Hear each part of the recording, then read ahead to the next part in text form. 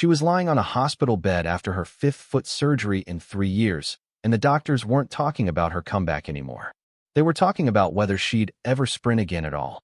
A 22-year-old who once ran alongside Olympic legends in the history books was suddenly fighting just to walk without pain.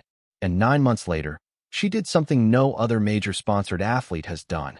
She sued the shoe company that made her famous. This is the story of 4 women and 1 teenager who refused to let their bodies, their bad luck, or their doubters write the ending.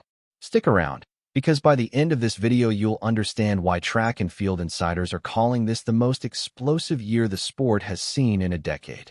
Before we get into it, hit subscribe so you don't miss the next deep dive. Now let's get into it. Part 1. Abby Steiner. Let's start with the one everyone's talking about right now. Picture this. A 4x100 relay. Your team is dead last, 25 meters behind the leader. The race looks over. The crowd has already mentally moved on to the next event. Then the baton lands in Abby Steiner's hand, and what happens next becomes one of the most replayed relay legs in NCAA history. She runs down every single competitor in front of her, one by one, and brings her team from last place to first. That single 100 meters told you everything about who this woman is. But the part of her story that nobody's really sat down and explained properly is what happened after. Abby Steiner didn't grow up dreaming about being a sprinter. She grew up in Dublin, Ohio, playing soccer. There was no famous track program backing her, no legendary coach discovering her at age 6, none of the usual origin story you'd expect from someone who'd eventually run among the fastest women in American history. She switched over to track in 8th grade and just started quietly beating people. At Dublin Kaufman High School, she racked up 14 individual state titles, which is an absurd number. But even with that resume, she wasn't being talked about as a future superstar on the national stage. She signed with the University of Kentucky planning to do both sports, soccer and track. She started all 19 games in her one season playing college soccer. And then she made the decision that changed the entire trajectory of her life. She walked away from soccer completely and put everything she had into sprinting. That decision broke the sport open. In 2022, Abby Steiner didn't just have a good season. She ran 57 races and rewrote the history books. At the USATF Indoor Championships, she ran 22.09 seconds, an American indoor record, the fastest any American woman had run indoors in nearly 3 decades. Outdoors, she dropped a collegiate record of 21.80. Then at the U.S. Championships, she ran 21.77 to become national champion, a time that put her name next to Florence Griffith Joyner and Gwen Torrence in the history of American women's sprinting. That's not a list you accidentally end up on. That's a list built over a career. She got there at 22. At the 2022 World Championships in Eugene, she ran the second leg of the 4x100 relay and clocked a blistering split, the fastest second leg in the entire field, helping Team USA take gold. She came back days later and won gold again in the 4x400 relay. 2 World Championship gold medals before she'd even turned professional. Puma noticed. They signed her to a deal reported north of $2 million, the largest sponsorship in history for a female collegiate sprinter at the time. Everything was lined up perfectly, and then the shoes arrived. Here's where the story turns. Puma didn't just hand Steiner a pair of spikes. They brought in an engineering partnership with the Mercedes-Benz Formula 1 team to help design them. The idea, on paper, made sense. If Mercedes engineers could design a car to withstand extreme forces at 200 miles an hour, surely they could engineer a track shoe for an elite sprinter. The resulting spikes used a carbon fiber plate paired with high rebound foam, designed to return an enormous amount of energy with every stride. It sounded like the future of the sport. What it allegedly did to her body is now the subject of a real lawsuit that's actually playing out in court as we speak.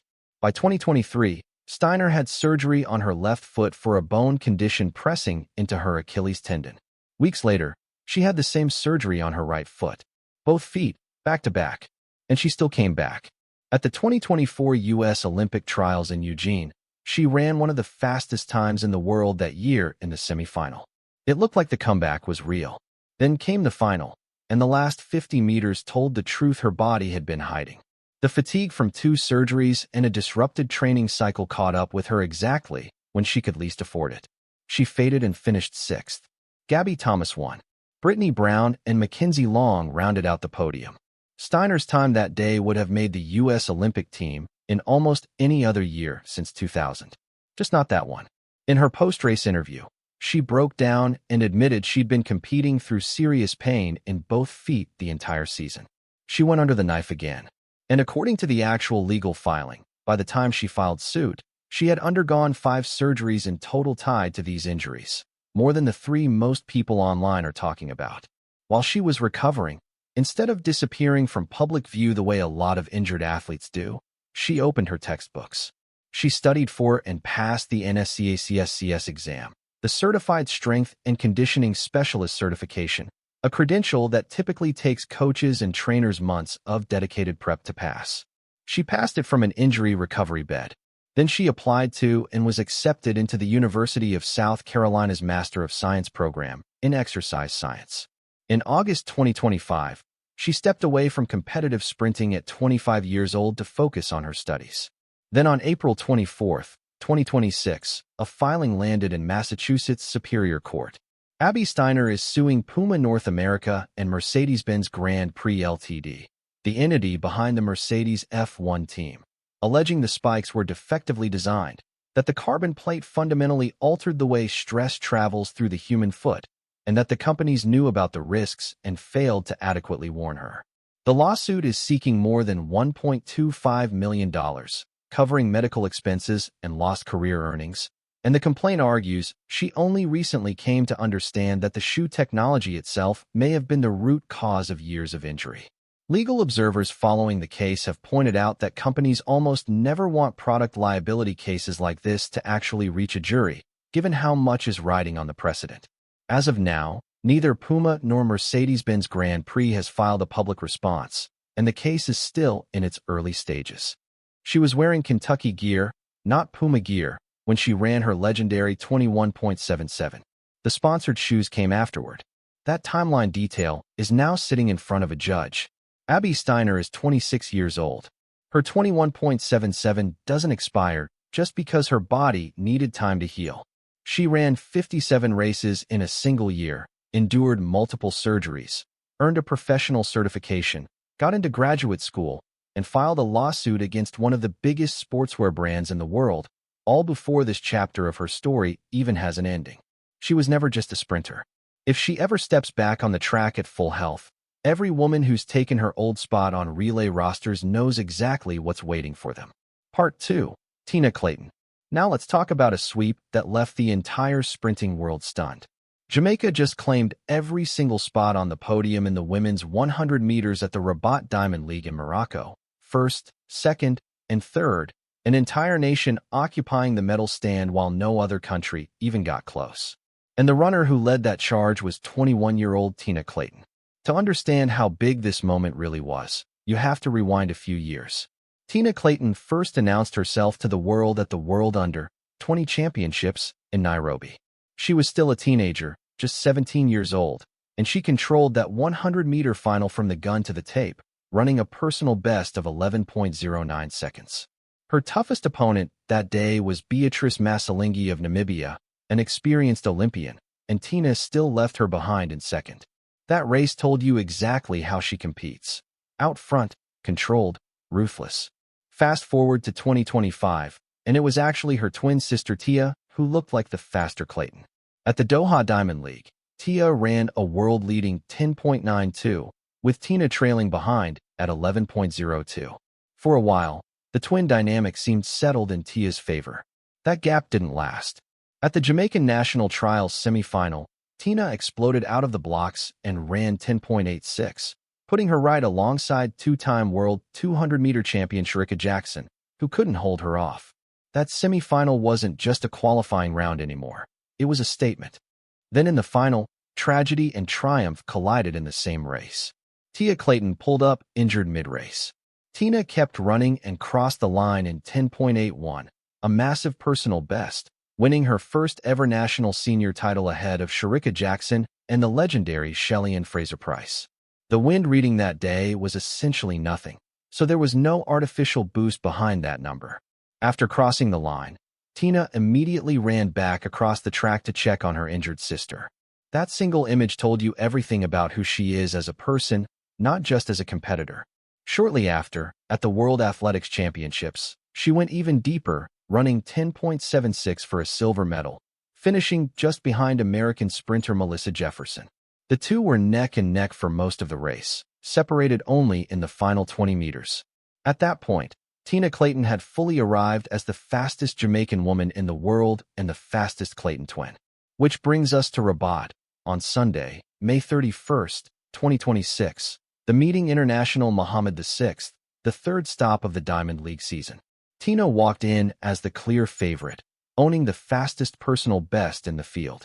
Conditions were heavy, barely any wind, high humidity, no tailwind gift to chase a fast time with. When the gun fired, she was gone. Her start was explosive, and through the acceleration phase, she just kept stretching her lead, never giving anyone a window to challenge her. She crossed the line in 10.85, a season's best, and the only woman in the entire field to dip under 10.9 that night. The all-time meeting record, set by Elaine Thompson-Herah back in 2022, sits at 10.83. Tina missed it by just 0.02 of a second. Behind her, two more Jamaicans completed the sweep, both running personal milestones of their own in their first-ever Diamond League appearances. Watching some of the world's best sprinters from other countries finish well back in that race tells you exactly how dominant the field was that night. Her lifetime best sits at 10.76, set under warmer, more favorable conditions. The math points in one clear direction. By the time the next World Championship rolls around, every sprinter on the planet is going to have to figure out how to beat Tina Clayton, not the other way around. Part 3. Faith Kipyegon. Now to someone who didn't lose a race. She walked away from the one event she's owned for a decade because she's hunting something even bigger. Faith Kipyegon is 32 years old, born in Nandi County, Kenya. She grew up the eighth of 9 children on a farm in a hilly Rift Valley village with no electricity and no car. To reach her coach, she ran 10 kilometers each way.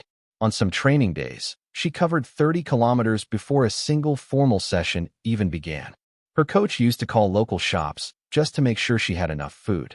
When she won her first Olympic gold in Rio in 2016, her parents couldn't even watch the race. There was no electricity at home to power a television. She made her international debut at just 16 years old, competing barefoot at the World Cross Country Championships in Poland, finishing as the youngest athlete in the top 21. The following year, she won Junior World Cross Country Gold, then claimed the 1,500-meter title at the World Youth Championships, breaking the championship record in the process. Between 2016 and 2025, she built arguably the most dominant championship resume in the history of women's track and field. Olympic gold in Rio in 2016.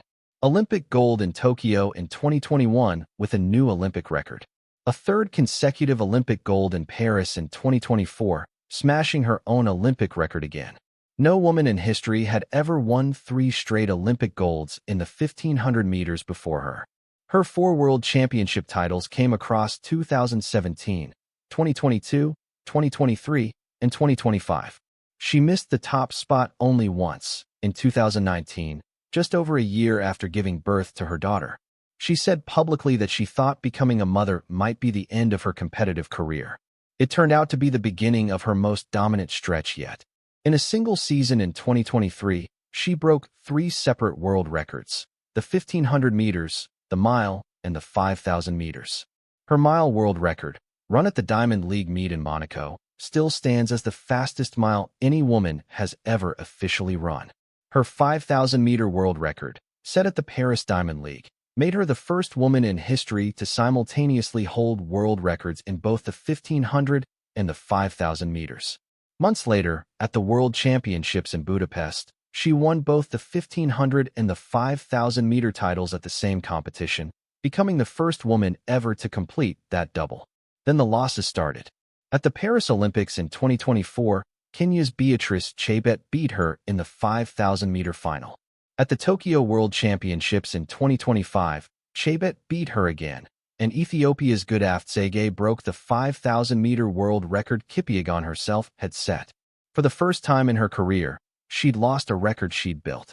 She still came back days later in Tokyo, and won her fourth world title in the 1500 meters by the largest margin of victory across all 7 of her global 1,500-meter titles. But the 5,000 meters remained unfinished business, and anyone paying close attention could sense it. On May 8, 2026, she announced her season opener wouldn't be the 1,500 meters, her signature event, but the 5,000 meters at the Shanghai Diamond League. She could have opened in her strongest, safest event and coasted to an easy win. Instead, she chose the harder distance, earlier in the season, while still building fitness. Her own words were simple. She wanted to challenge herself early because she still has things to prove. She's openly chasing both Sifan Hassan's world record and Beatrice Chebet's recent dominance, and she's making it clear to both of them that she isn't finished. And that's just the 5,000-meter chapter. On July 4th at Hayward Field in Eugene, Oregon, she's also lining up for the women's mile at the Prefontaine Classic. The meet record there has stood since 1988, set by American Mary Slaney, and the women's mile wasn't even contested at that meet for decades afterward. Kipyegon's own world record in the mile is more than 13 seconds faster than that 38-year-old benchmark. She runs faster than that record essentially every time she steps onto a track for the distance. Back in June 2025, Nike organized an unofficial event in Paris with the explicit goal of making her the first woman in history to run a mile in under 4 minutes. With specialized pacing support and equipment that wasn't approved under official competition rules, she ran faster than her own world record, though the time didn't count toward any record book. After crossing the line, she lay down on the track and said simply that she'd proven it was possible. On July 4th, the clock will be fully official. Every split will count. The only remaining question is whether she can do it when it actually matters. She started out running barefoot on a dirt road just to reach a coach 10 kilometers away. Her own parents couldn't watch her win her first gold medal. She came back from pregnancy when plenty of people assumed her career was effectively over. At 32, she's still rewriting what's possible in her sport. Part 4. Jordan Anthony. Last but absolutely not least, a story most casual track fans haven't even heard yet. A 21-year-old who only a few years ago was trying to make it as a college football player just beat an Olympic champion in a sprint race. Then he got on a plane for the first time in his entire life, developed a serious blood clot in his arm overseas, and still went on to win a world title anyway. His name is Jordan Anthony, and almost nobody outside the sport saw this coming. Jordan grew up in Tylertown, Mississippi, a town with a population under 2,000 people. His dream wasn't a sprinting world title, it was the Heisman Trophy. His father, Robert Jones, was a football coach, and the sport ran through the family. But his college football career didn't go the way he'd hoped. He played at 3 different programs, Kentucky, Texas A&M, and Arkansas. And while he put together solid numbers at Arkansas, it wasn't enough to lock down a starting role in one of the toughest conferences in the country. Every transfer essentially reset the clock on his development. Then in 2021, his father passed away, a loss that hit him in a way that's hard for most people to fully understand. Instead of retreating, he pushed forward, and somewhere in the middle of that grief, track started calling louder than football ever had. He made a clear-eyed decision. In football, 11 other guys on defense are coming at you, and the outcome depends on a scheme and a depth chart you don't control. In track, there's nobody chasing you down. If you lose, that's on you. If you win, that's entirely your own work. No depth chart, no waiting for a coordinator's call, just him and the starting blocks. That decision changed everything. In 2025, Jordan Anthony had one of the best collegiate track seasons in years, winning the NCAA indoor title in the 60 meters and then the NCAA outdoor title in the 100 meters, making him the first sprinter to win both in the same season since 2017. In the quarterfinals of the NCAA Outdoor Championships, he ran an eye-catching sub 9.8 time that immediately put the entire sprinting community on notice that a serious new talent had arrived, seemingly out of nowhere, from a town most people couldn't find on a map. From a kid who once measured his worth in receiving yards and depth chart position, to a national champion built entirely around his own legs and his own discipline. That's a story worth remembering the next time someone tells you it's too late to switch paths. For athletes, for completely different paths. A sprinter suing the company that was supposed to make her unstoppable. A 21-year-old who just put an entire sport on notice. A 32-year-old mother still rewriting record books a decade into her prime. And a former football player who found his real sport only after the hardest year of his life. If this kind of deep dive is what you come here for, make sure you're subscribed so you don't miss the next one. Drop a comment with which one of these 4 stories hit you the